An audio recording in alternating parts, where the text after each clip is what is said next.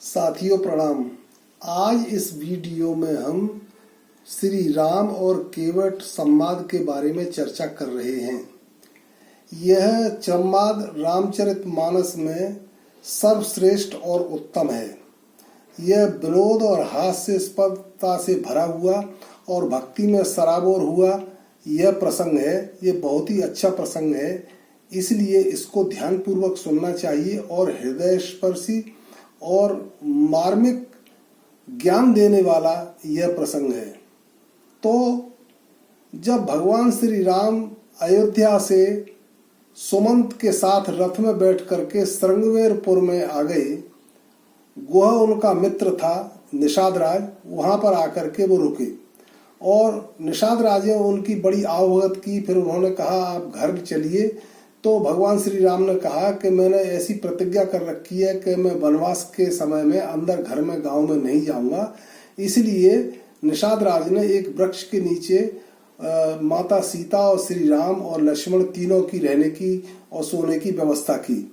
उसके बाद फिर निषाद राज के राज्य से निकल करके वे और जो है श्रृंगवेरपुर की सीमा पर आकर के उन्होंने सुमंत से कहा कि तुम रथ को अयोध्या में वापस ले जाओ। तो सुमंत ने बहुत मिन्नत की कि आप वापस होके चलो। दशरथ जी ने कहा है पिताश्री ने कि आप वापस आ जाओ, घुमा के ले आना। लेकिन उन्होंने एक ही बात नहीं मानी और उन्होंने कहा कि मुझे अपने पिता की आज्ञा का पालन करना है, 14 वर्ष का वनवास ही करना है। फिर वे गंगा तट पर आए जहां पर उनको गंगा पार करनी थी और गंगा पार करने के लिए उन्होंने केवट को बुलाया। केवट एक मल्लाह था जो नाव चलाने का काम करता था गंगा में, और जो है वो यात्रियों को इधर से उधर उस पार से इस पार लाना ले जाना उसका यह नित्य का ही व्यवसाय था। तो वहां पर जाकर के भगवान श्री राम ने और बड़े विनय भाव से केवट से नाव मांगी कि केवट भैया नाव को इधर ले आओ। तो जैसे ही उसने केवट ने सुना कि मेरे को आज तक किसी ने इतने विनय भाव से नाव मांगी नहीं है, मैं तो हमेशा ही दूसरों के आदेश का ही पालन करता रहा हूं कि ए नाव वाले इधर आ और ऐसा ला वैसा ला, इस तरह के शब्द मैं सुनता रहा हूं और मैंने आज तक किसी से इतनी दीनता से नाम मांगने का शब्द नहीं सुना है। तो वो समझ गया कि हो न हो ये परमात्मा भगवान श्री राम ही है, ये परमात्मा है। तो वो बड़ा प्रसन्न हुआ और प्रसन्न होने के बाद में उसने ये सोचा कि ये भगवान जो है वो यहीं रुके रहें और मैं इनके दर्शन करता रहूं। तो वो अपनी खुशी के मारे नाव को इधर से उधर उधर से उधर घुमाता रहा, लेकिन वो पास नहीं ला रहा था। भगवान श्री राम ने कई बार उनसे कहा कि केवट नाव इधर ले आओ, लेकिन अनसुनी करके वो इधर से उधर इठलाता हुआ और जो उनके बराबर होकर निकल जाए, लेकिन नाव को पास नहीं ला रहा था। यह बात लक्ष्मण जी को बहुत नागवार गुजरी। उन्होंने कहा कि भगवान ये आपका कैसा भक्त है कि ये नाव को पास नहीं ला रहा है, आप कहो तो मैं तीर मार के इसके प्राण निकाल दूं। तो भगवान श्री राम अंदर ही अंदर मुस्कुराए। उन्हें तो पता था कि केवट मेरा अनन्य भक्त है। तो उन्होंने कहा कि नहीं ऐसा नहीं है। तो कि अरे तुम्हारा तो भक्त ऐसे ही है कि वो बुला रहे हैं, और एक वो भक्त है वो सुमंत कि जिसको तुम बुलाते हो वो आता नहीं है, और सुमंत को तुम भेजना चाहते हो तो वो जाता नहीं है। ये तुम्हारे सारे ही भक्तों की यही बात है और यही कहानियां हैं। तो भगवान श्री राम मुस्कुराए और मुस्कुरा करके विनोद में उनसे बोले कि लक्ष्मण मुझे ये बताओ कि जब कोई दुकानदार सुबह ही सुबह दुकान खोलता है और दुकान खोलते समय अगर उसकी बौनी उधारी में हो जाए, अनैठ हो जाए, उसे पैसा नहीं मिले, तो उसका पूरा दिन ही खराब हो जाता है कि आज तो बौनी खराब हो गई। तो मुझे ये बताओ कि वनवास मेरा हुआ था कि तुम्हारा हुआ था कि माता सीता का हुआ था? तो उन्होंने कहा कि वनवास तो प्रभु आपका ही हुआ था, और मैंने तुमसे मना भी किया था, सीता जी से भी मना किया था कि तुम जंगल में मत जाओ, वहाँ वन में वहाँ बहुत बहुत जो कठिनाइयां हैं, लेकिन तुम में से दोनों में से एक ने भी बात नहीं मानी और तुम मेरे साथ चले आई यहाँ। तो कहने का तात्पर्य भगवान श्री राम ये कहना चाहते थे कि मेरी यात्रा की बोनी तो वहीं से खराब हो गई, घर से ही चलते समय ही खराब हो गई। तो जब तुमने कोई बात नहीं मानी तो ये भी दोनों कोई बात नहीं मान रहे, तो सब में क्या कारण था? एक ही कारण था कि तुम दोनों, सीता और तुम जो है वो प्रेम की वजह से मेरे साथ आए, और ये जो निषाद राज है, केवट है, वो भी प्रेम की ही वजह से इधर नहीं आ रहा है, और जो सुमंत है वो भी प्रेम के वशीभूत होकर के ही अयोध्या रथ को लेकर के वापस नहीं जा रहे। तब फिर निषाद राज को बहुत आवाज लगाई कि निषाद राज, केवट आओ, इधर आओ तुम, और जो नाव ले आओ। तो उसने कहा कि भगवान मैं नाव नहीं लाऊंगा। उसने कहा भैया तुम नाव क्यों नहीं लाओगे, हमें तो गंगा पार करनी है। कि देखो प्रभु, आप जो है जब वहां मिथिला में थे तो मिथिला से अयोध्या आने में आपको कोई रोक नहीं पाया था, और अयोध्या से जब आप श्रृंगवेरपुर आए तो वहां भी आपको कोई नहीं रोक पाया, और जब श्रृंगवेरपुर से आप गंगा जी के तट पे आए तो निषाद राज वह था, वो भी आपको नहीं रोक पाया। तो फिर मैंने यही युक्ति लगाई कि मैं इनको आपको ऐसे नहीं रोक पाऊंगा, तो मैं न नाव पास लाऊंगा और न आप जा पाओगे, आप रुके ही खड़े रहोगे। ये उसका उद्देश्य था, और जब तक आप रुके खड़े रहोगे तो मैं आपके दर्शन का लाभ उठाता रहूंगा। खैर फिर वो बड़ी मिन्नतों से उसको बुलाया गया कि भाई आ जाओ। फिर वहां चरण धोने की प्रथा को उसने कहा कि भगवान मैं बिना चरण धोए हुए आपको अपनी नाव पर नहीं बिठा सकता हूँ। तो भगवान श्री राम ने और लक्ष्मण ने पूछा कि भाई ऐसा क्यों, तुम बिना चरण धोए हुए नाव पे क्यों नहीं बैठा सकते हो? कि प्रभु उसके कई कारण हैं। पहला कारण तो ये है कि आपने पत्थर को जब अपने पैर से छू करके और उसको स्त्री बना दिया, नारी बना दिया, अहिल्याबाई का उद्धार कर दिया, तो ये मेरी नाव तो पत्थर की जगह पे और कोमल है, काठ की है। इससे अगर पैर लगते ही और अगर ये स्त्री बन गई तो मेरी तो रोजी रोटी चली जाएगी, नाव चली जाएगी, और दूसरा उल्टा मेरे घर में एक सदस्य और बढ़ जाएगा, उसका खर्चा भी बढ़ जाएगा, और मेरी घर की पत्नी ये सोचेगी कि ये नाव को बेच करके और दूसरी स्त्री को के साथ विवाह करके ले आए हैं, तो वहां भी मेरे सामने परेशानी होगी। इसलिए मैं तुम्हें इन कारणों की वजह से आपको नाव पे बिना चरण धुलाए नहीं बिठा सकता हूं, क्योंकि आपकी चरण धूल से ही और उद्धार हो जाता है। तो वहां गोह का पुत्र भी खड़ा हुआ था। तो गोह के पुत्र ने कहा कि पिताश्री, इनको नाव में बिठाना ही नहीं है, इनके पैरों से भी जो खतरा है और हाथों से भी खतरा है। उन्होंने कहा कि हाथों से भाई कैसे खतरा है? तो कि इन्होंने वहां धनुष तोड़ा था तो हाथ लगते ही धनुष के 2 टुकड़े हो गए थे, और अहिल्याबाई के पत्थर शिला से पैर लगाते ही अहिल्याबाई स्त्री बन करके वो स्वर्ग लोक चली गई थी, इसलिए इनको नाव में बिठाओ ही मत। लेकिन केवट ने कहा कि नहीं बेटे, उससे कोई बात नहीं, हाथों से कोई परेशानी नहीं है, पैरों से परेशानी है, तो मैं बिना चरण धोए हुए इनको नाव में नहीं बिठा सकता हूँ। तो खैर वो फिर भगवान श्री राम ने कहा कि ठीक है चरण धो लो। तो उन्होंने कहा आप हमसे कहो चरण धोने के लिए। तो उन्होंने कहा कि भाई ऐसे कैसे मैं कह दूं चरण धोने के लिए? कोई आदमी कहे अपने आप अपने पैर बाहर निकाल के मेरे पैर छुओ, तो ये कोई अच्छी बात थोड़ी, ये तो बड़ी लज्जा की बात है। तुम्हें अगर धोने हैं तो मेरे पैर धो दो। कि नहीं भगवान, आज आप जो और लोग आपके जिन्होंने चरण धोए हैं बिना कहे हुए ही, तो उनकी अपनी गरज रही होगी, उन्हें अपने को मुक्त कराना होगा, इसलिए वो आपके चरण धोते रहे। तो मेरी तो अभी कोई गरज है नहीं, और आपको अगर गंगा पार करनी है तो आप मेरे से कहो कि मेरे पैर चरण धो दे। तो खैर फिर उन्होंने कहा भाई ठीक है, जैसे भी है तू अपने हिसाब से जो करना चाहे वो कर ले, अब मैं क्यों कहूँ चरण धोने के लिए। अब वो निषाद राज जो था, जो केवट था, वो ये चाहता था कि भगवान अपने मुख से कहें, स्पष्ट कहें कि मेरे चरण धो दो, और भगवान श्री राम को अपने चरण धोने के कहने के लिए उन्हें संकोच लग रहा था। तो फिर केवट ने एक सलाह दी। वो बड़ा कौतुकी व्यक्ति था और बड़े हंसमुख मिजाज का था, व्यंग से बात करता था और अच्छी व्यंगता से बात करता था, विनोद भाव से बात करता था। उसकी भक्ति में विनोद का हमेशा सम्मिश्रण रहता था। तो उसने भगवान को यह सलाह दी कि यहाँ से कुछ दूरी पे जाकर के और कमर कमर गंगा जी में पानी है, वहां से आप निकल सकते हो, आपको मेरी नाव की भी आवश्यकता नहीं है। तो भगवान श्री राम ने कहा कि वो ही स्थान हमें बता दो कि जहाँ कमर कमर पानी है, हम वहां होके निकल जाए। तो उसने कहा लेकिन मैं अभी नहीं बताऊंगा प्रभु, अभी तो मेरा धंधे का समय है और लोग आ जा रहे हैं, यात्री लोग, अगर उन्हें मालूम पड़ गई उस स्थान की तो मेरा तो धंधा चौपट हो जाएगा, मेरी नाव में कोई नहीं बैठेगा और वो वहीं होकर के निकल के गंगा पार कर लेंगे। तो मैं इसलिए अभी नहीं बता सकता हूँ, आप जो है शाम को अंधेरे में रात को चलना और मैं आपको वो स्थान दिखा दूंगा, और फिर चाहे उसी समय आप गंगा पार कर लेना और चाहे सुबह होने पर गंगा पार कर लेना। लक्ष्मण ने कहा कि प्रभु फिर तो गंगा पार हमारी हो गई, ऐसा करो आप ये जैसे कह रहा है उसी हिसाब से इनसे आप कह दो कि मेरे पर चरण धो दो।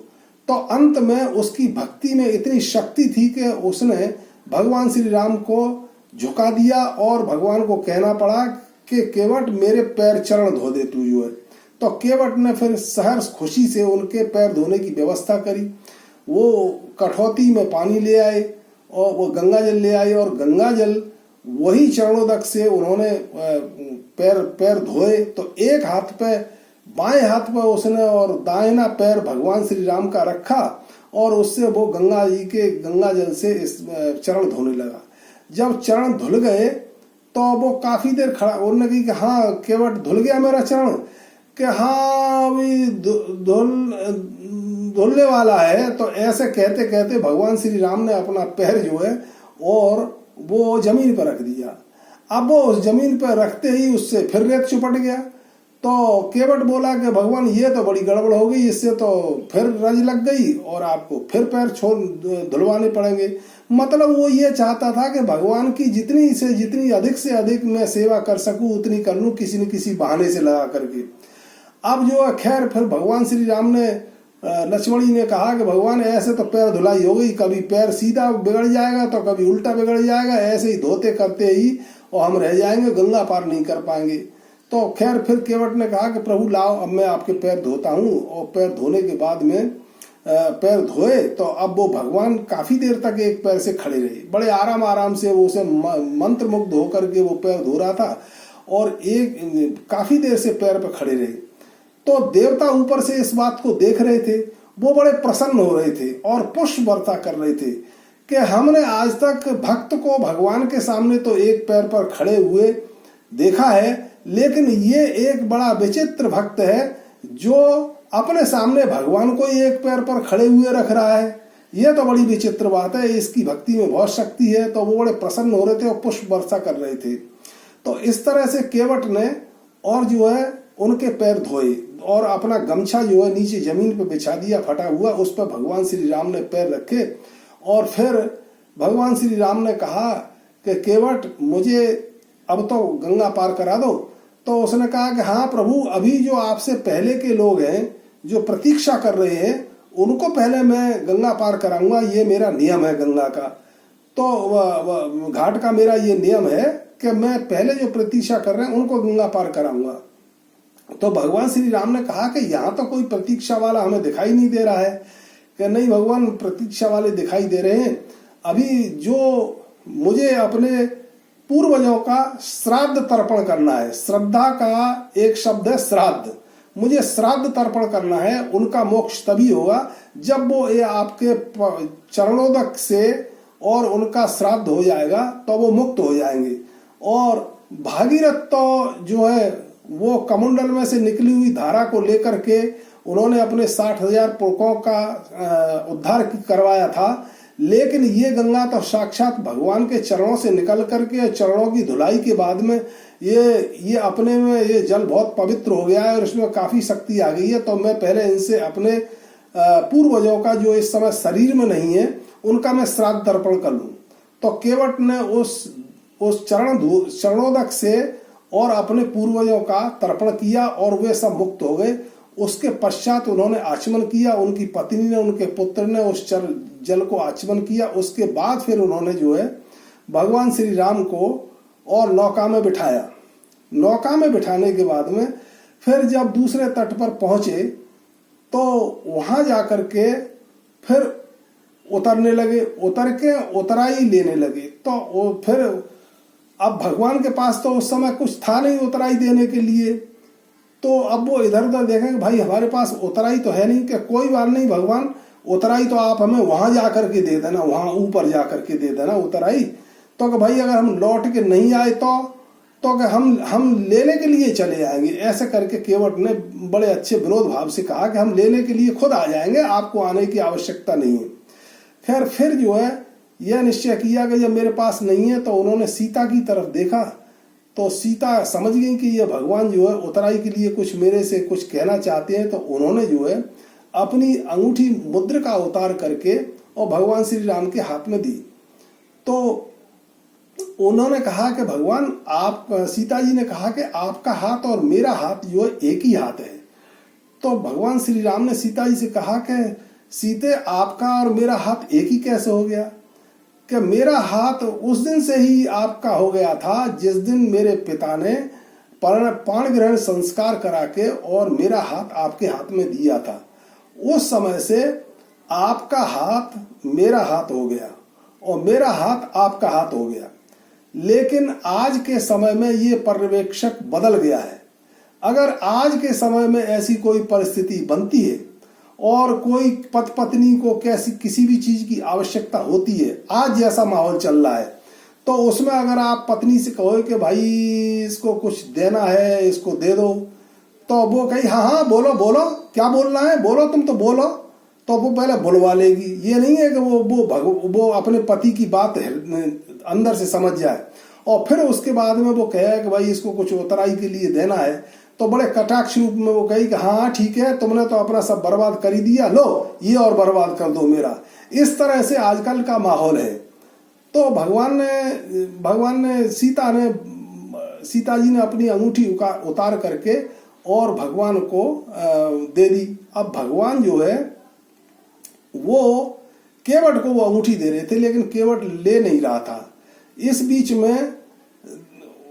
बीच में लक्ष्मण जी ने कहा कि केवट ले लो, तो अगर नहीं मैं अंगूठी नहीं ले रहा हूं। कि अरे तू तो भगवान को ही ज्ञान बांटना चाहता है। तो केवट ने व्यंग में कहा कि छोटे सरकार, ये तो अपनी अपनी सोच वाली बात है। भगवान को समझाना आसान है, लेकिन पत्नी को, स्त्री को समझाना आसान नहीं है। स्त्री को समझाना बहुत मुश्किल है। खैर फिर उसने तर्क दिया कि भगवान तू अंगूठी क्यों नहीं ले रहा है? कि मेरे 2-3 कारण हैं अंगूठी न लेने के, उतराई न लेने के। उन्होंने कहा क्या क्या कारण है? तो फिर उसके बाद वो जो खिलखिलाकर हंसने वाला जो भक्त था केवट, वो यकायक रोने लगा और रो करके उसने कहा कि भगवान आपके चरण पहले भी मुझसे भी पहले किसी और ने धोए होंगे। तो हाँ धोए थे, राजा जनक ने धोए थे। कि वो जब राजा जनक ने आपके पैर धोए थे तो उन्होंने अपनी पुत्री का हाथ आपके हाथ में सौंपा था और मैंने भी आपके चरण धोए हैं। तो उस हिसाब से सीता जो है वो मेरी पुत्री हुई और मैं पुत्री से उतराई कैसे ले सकता हूं?